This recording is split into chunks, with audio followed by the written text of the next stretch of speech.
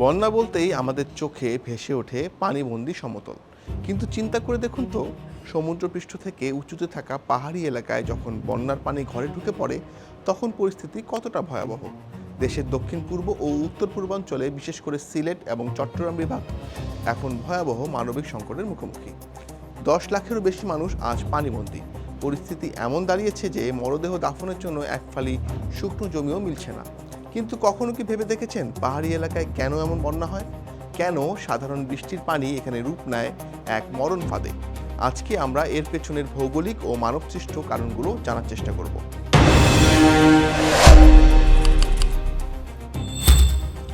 পাহাড়ের বন্যার প্রথম ও প্রধান প্রাকৃতিক কারণ হল ভৌগোলিক অবস্থান এবং অতিবৃষ্টি। বাংলাদেশের আবহাওয়া অধিদপ্তরের তথ্য অনুযায়ী মৌসুমী বায়ুর প্রভাবে প্রতি বছরই এই অঞ্চলে বৃষ্টি হয়, কিন্তু এবারের বৃষ্টিপাত ছিল অস্বাভাবিক।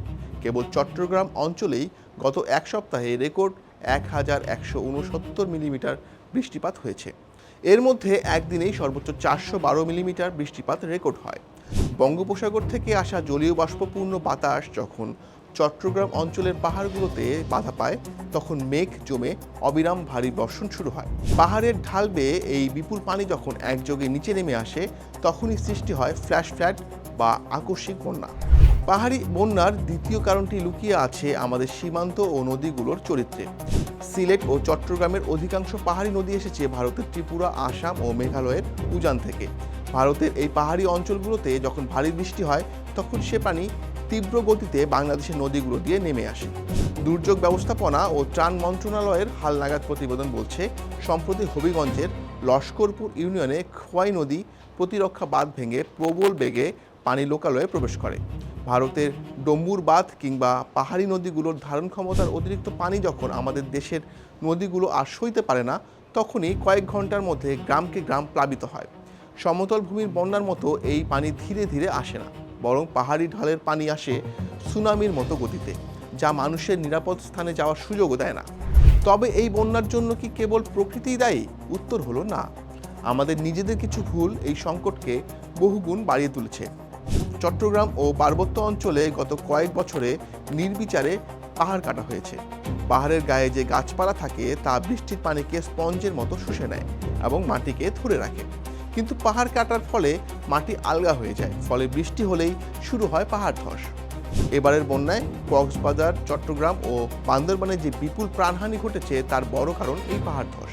শুধু তাই নয়, পাহাড় কাটার সেই আলগা মাটি বৃষ্টির পানিতে ধুয়ে সরাসরি পড়েছে আমাদের নদীগুলোতে।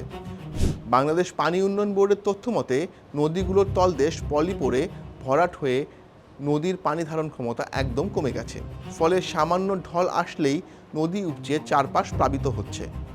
পাহাড়ের পানি প্রাকৃতিকভাবেই নিচের দিকে নেমে সাগরে চলে যাওয়ার কথা, কিন্তু আমাদের অপরিকল্পিত রাস্তাঘাট, কালভার্ট এবং বসতি স্থাপনের কারণে পানি নামার প্রাকৃতিক পথ আজ অবরুদ্ধ। কৃষি বিভাগের প্রাথমিক তথ্য অনুযায়ী এই জলাবদ্ধতা ও বন্যার কারণে 8টি জেলার প্রায় 19,869 হেক্টর ফসল সম্পূর্ণ ক্ষতিগ্রস্ত হয়েছে। পুলিশ সদর দপ্তরের তথ্য বলছে, আর্থিক ক্ষতি ইতিমধ্যে 245 কোটি টাকা ছাড়িয়েছে। পানি আটকে থাকায় চট্টগ্রাম অঞ্চলের বিস্তীর্ণ এলাকা দিনের পর দিন পানির নিচে তলিয়ে থাকছে। বিদ্যুৎ ও মোবাইল নেটওয়ার্ক বিচ্ছিন্ন হয়ে তৈরি হচ্ছে এক মানবিক বিপর্যয়। সিলেট ও চট্টগ্রামের বন্যা আমাদের পরিষ্কার বার্তা দিচ্ছে, জলবায়ু পরিবর্তনের এই যুগে প্রকৃতির উপর আমাদের অত্যাচার বন্ধ করতে হবে। পাহাড় কাটা বন্ধ করা, নদীগুলোর তলদেশ ড্রেজিং করা এবং ভারতের সাথে যৌথ নদী ব্যবস্থাপনার মাধ্যমেই কেবল একটি স্থায়ী সংকট থেকে মুক্তি পাওয়া সম্ভব। দেশের এই দুর্যোগ দুর্গত মানুষের পাশে দাঁড়ানো আমাদের সবার মানবিক দায়িত্ব।